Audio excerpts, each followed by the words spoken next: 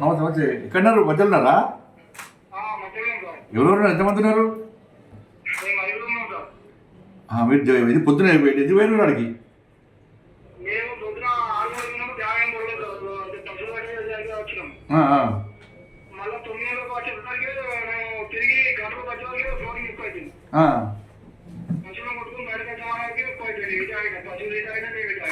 వర్షం సడన్గా బాగుపడ్డది. ఇప్పుడు ఎవరు ఉన్నారు? మీ ఐదుగురు ఎవరు ఉన్నారు?